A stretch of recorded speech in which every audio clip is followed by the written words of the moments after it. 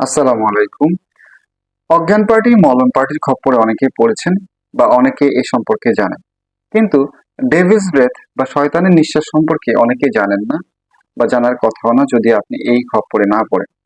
এটা এমন একটা ড্রাগ বা এমন একটা পদার্থ যেটা আপনার আশেপাশে ছিটিয়ে দিলে বা আপনার শরীরে স্পর্শ করালে আপনি সাময়িক সময়ের জন্য হিপনোটাইজ হয়ে যাবেন এবং আপনার মস্তিষ্কের নিয়ন্ত্রণ অন্যের দখলে চলে যাবে।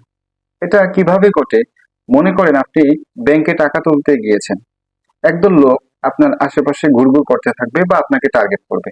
টার্গেট করার পর আপনি যখন টাকা নিয়ে বের হবেন, তখন তারা আপনার সাথে অপরিচিতভাবে কথা বলার চেষ্টা করবে বা আপনার আশেপাশে ওই যে ডেভিলস ব্রেথ পদার্থটা ছেড়ে দিবে। ছেড়ে দেওয়ার পর আপনি সাময়িক সময়ের জন্য আপনার মস্তিষ্ক তাদের নিয়ন্ত্রণে দিয়ে দিবেন।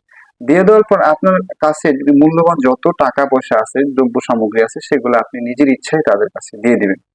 অথবা মনে করেন আপনি বাজার করতে গেছেন, আপনার কাছে অনেক টাকা পয়সা আছে। এই সময় তারা আপনার আশেপাশে ঘুরঘুর করবে। ঘুরঘুর করার পর ডেভিলস ব্রেথ যে পদার্থটা সেটা আপনার শরীরে কোনোভাবে হ্যান্ডশেকের মাধ্যমে বা আহ, সালাম দেওয়ার মাধ্যমে বা কৌশল বিনিময় করার মাধ্যমে আপনার শরীরে প্রবেশ করিয়ে দিবে বা কোনো কিছু পান পান করার মাধ্যমে খাওয়ার মাধ্যমে আপনার শরীরে প্রবেশ করিয়ে দেবে, তখন কিন্তু আপনার সম্পূর্ণ নিয়ন্ত্রণ তাদের হাতে চলে যাবে। বা ধরুন আপনি স্বর্ণ দোকানে গেছেন বা আপনি স্বর্ণ অলংকার ক্যারি করতেছেন, ক্যারি করার পর আপনি রাস্তা দিয়ে যাচ্ছেন। যাওয়ার পর কিছু লোক দেখবে, আপনাকে টার্গেট করবে। টার্গেট করার পর এই পদার্থটা কোনোভাবে যদি আপনার শরীরে স্পর্শ করা যায়, এটা কিন্তু স্পর্শ করলেই যে আপনার শরীরে প্রবেশ করে এমনটা না, আপনার আশেপাশে যদি তারা ছিটিয়ে দেয় তাও কিন্তু আপনাদের এটা 6 ফিট 10 ফিট পর্যন্ত আপনার কার্যকর হয়। তখন কিন্তু আপনার নিয়ন্ত্রণটা তাদের হাতে চলে যাবে এবং আপনি স্বেচ্ছায় আপনার শরীরে যদি স্বর্ণালংকার থাকে, মূল্যবান দ্রব্য সামগ্রী, আইফোন বা অন্য কোনো দ্রব্য সামগ্রী থাকে, সেগুলো আপনি নিজের ইচ্ছায় তাদের কাছে দিয়ে দিবেন। সাম্প্রতিক সময়ে বিভিন্ন সিসিটিভি ফুটেজ পর্যালোচনা করে দেখা গেছে প্রতারকরা এই মূল্যবান সামগ্রী দেখা গেছে ভিকটিম নিজের ইচ্ছায় তাদের কাছে দিয়ে দিচ্ছে।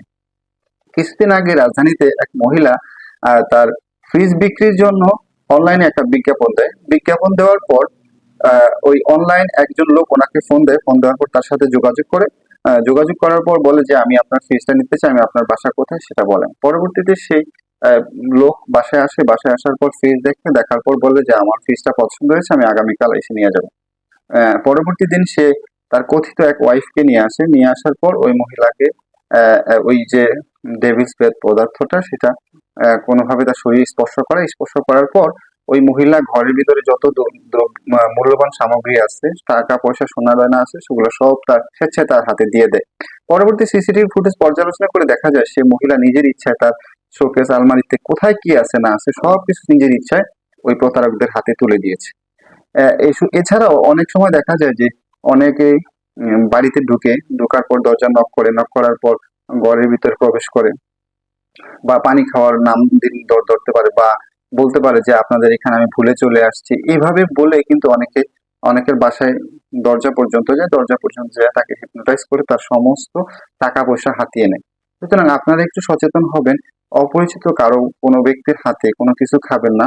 পাশাপাশি অপরিচিত কোনো ব্যক্তির সাথে কথা বললে একটু সতর্ক হবেন। মনে রাখবেন যে কেউ এই ধরনের হিপনোটাইজ আপনাকে করতে পারে। অন্যান্য উম সময় কিন্তু মানুষের এটাই জ্ঞান থাকে না, সে অজ্ঞান হয়ে পড়ে থাকে। কিন্তু এই সময় দেখা যায় আপনার ঘরে কোথায় মূল্যবান সামগ্রী আছে আপনি নিজেই ইচ্ছা করে বের করে দিবেন বা আপনার শরীরে আপনার পকেটে কোথায় কি আছে, টাকা আছে নাকি সোনা গয়না আছে, সেটা হিপনোটাইজ হয়ে আপনি নিজেই নিজেদের দিয়ে দিবেন। রাজধানী সহ বিভিন্ন জায়গায় এই ধরনের প্রতারক ধরা হওয়ার পর সেগুলো বেরিয়ে আসতেছে এবং এই একই প্রতারণা বারবার করতেছে। আপনারা কয়েকটা নিউজের লিঙ্ক আমি স্ক্রিনে দিচ্ছি, আপনারা দেখতে পারতেছেন। পাশাপাশি আমি একটা ভিডিও দেব এটার পর। তারপরে আপনি এই ভিডিওটা দেখলেও বুঝতে ধন্যবাদ পারবেন যে আমাদের এটা শুধুমাত্র বাংলাদেশে না, এটা একটা আন্তর্জাতিক চক্র এখানে কাজ করে। এই আন্তর্জাতিক চক্রের মাধ্যমে আপনার কিন্তু মূল্যবান সামগ্রী হাতিয়ে নিতে পারে। সুতরাং একটু সাবধান হবেন। চলাফেরার ক্ষেত্রে আরো বেশি সতর্ক হবেন এবং অপরিচিত কারো হাতে কোনো কিছু খাবেন না বা তাদের হাতে কথা বলার ক্ষেত্রে একটু সচেতন হবেন। ধন্যবাদ সবাই।